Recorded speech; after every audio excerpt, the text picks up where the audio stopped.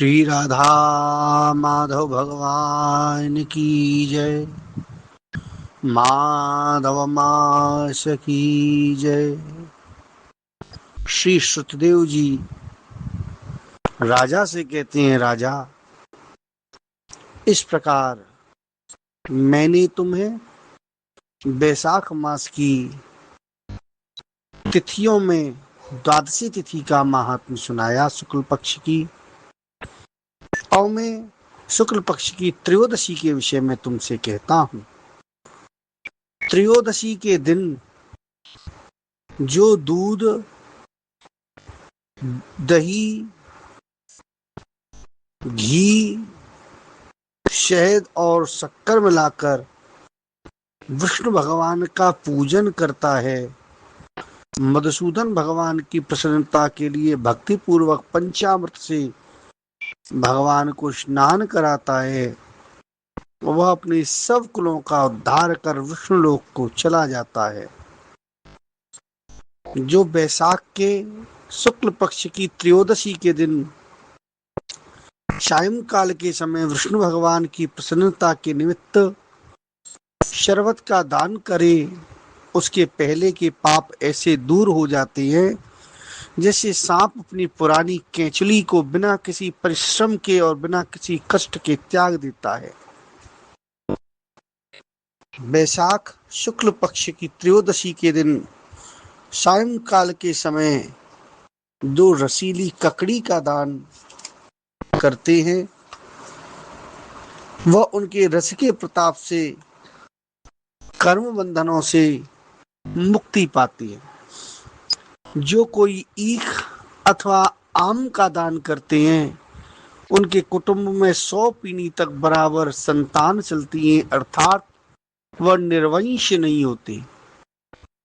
जो लोग द्वादशी और त्रयोदशी के दिन सायंकाल के समय चंदन और इत्र या कपूर का दान करते हैं, वे आने वाली व्याधियों से सदैव मुक्त रहते हैं।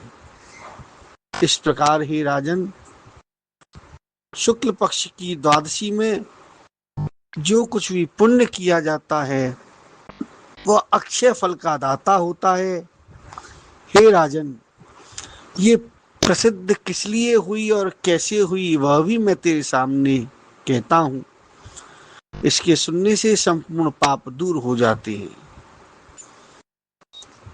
प्राचीन समय में कश्मीर देश में एक देवव्रत नाम का ब्राह्मण हुआ था। उसकी मालिनी नाम की पाप रूपी पुत्री हुई।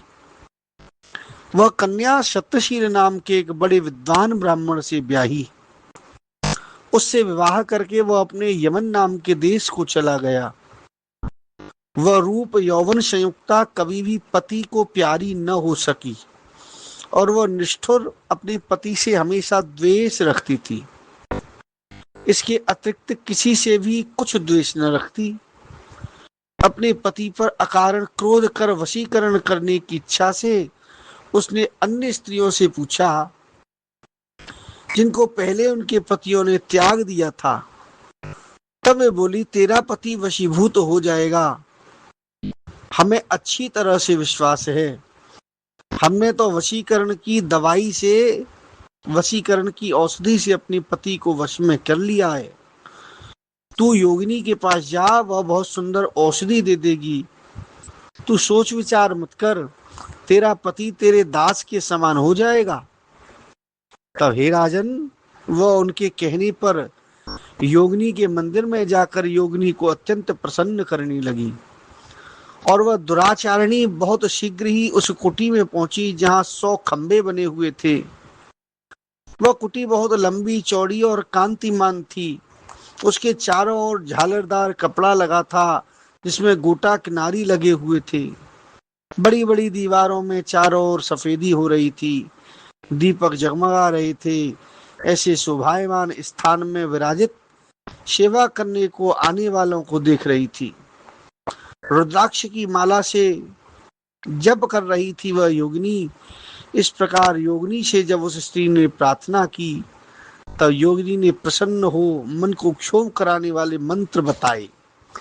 तो उसने नमस्कार कर पैर की हीरों से जड़ी हुई अंगूठी जो बहुत चमक रही थी, योगिनी को भेंट की, जिसमें सुंदर जड़ा हुआ स्वर्ण सूर्य की कांति के समान प्रकाश देता था। पांव की अंगूठी देख योगिनी अत्यंत प्रसन्न हो गई और पति के अपमान से व्यथित हृदय का वृतांत जान उसके हित की बात कहने लगी। यह रक्षा चूर्ण संपूर्ण प्राणियों को वश में करने वाला है। ये चूर्ण अपने पति को दे, उसकी ग्रीवा की रक्षा करना, तो तेरा पति तेरे वश में हो जाएगा और किसी के पास नहीं जाएगा, तथा तेरे दुष्चरित्रों को देखकर भी कभी तुझसे कुछ कहेगा नहीं। वह चूर्ण को लेकर अपने घर आई और संध्या समय दूध में मिलाकर वह चूर्ण दे दिया और ग्रीवा की रक्षा कर दी, कुछ विचार न किया।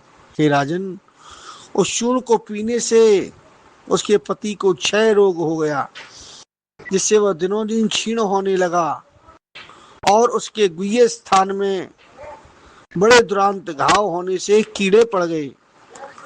जब कुछ दिन में पति की ऐसी दशा हो गई तो वह दुष्ट पुंशली इच्छा पूर्वक विचरने लगी। तेज क्षीण हो जाने से व्याकुल इंद्री वाला वह पति रात दिन त्राहि त्राहि पुकारने लगा और बोला कि हे शोभने, मैं तेरा दास हूँ, मैं तेरी शरण में हूँ, तू मेरी रक्षा कर, मैं पर स्त्री की इच्छा नहीं करता हूँ। हे राजन, अपने पति के ऐसे वृतांत को सुनकर वह बहुत घबराई और सोचने लगी कि पति जीवित रहेगा तो मैं गहने और कपड़े पहनती रहूंगी, यदि ये मर गया तो मैं श्रृंगार नहीं कर पाऊंगी। ऐसा सोच वह दौड़कर और योगिनी के पास में गई, उससे सब वृतांत कहा।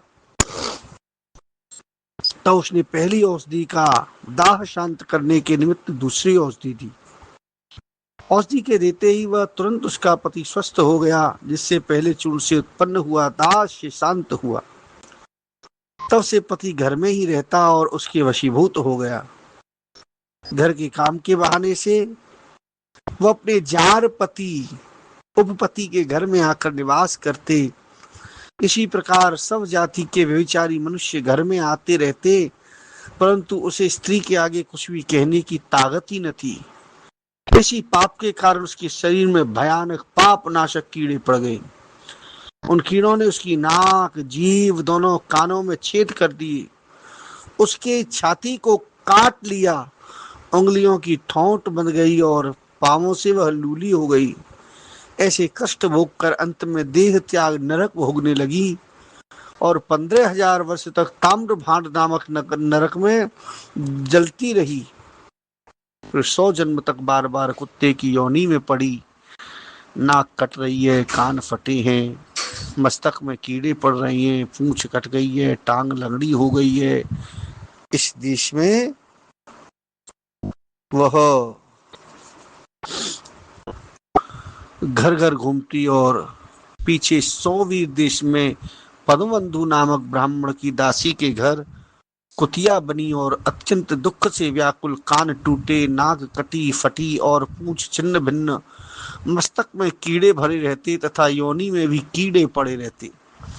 इस प्रकार उस जन्म में भी अनेक क्लेशों को सहन करती देवयोग से जब कर्म फल पूरा हो गया तो वैशाख में जब मेष की संक्रांति में शुक्ल पक्ष की द्वादशी के दिन पद्मबंधु का पुत्र नदी में स्नान कर पवित्र हो गीले वस्त्रों से घर आया।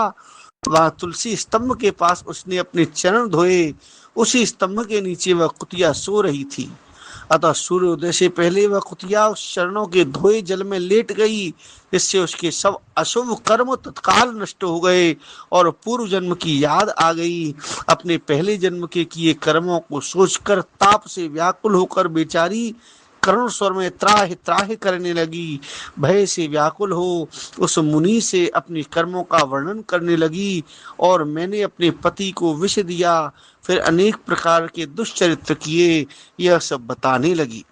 बोलिए माधव माश की जय, राधा माधव भगवान की जय, श्री राधा माधव भगवान की जय। माँ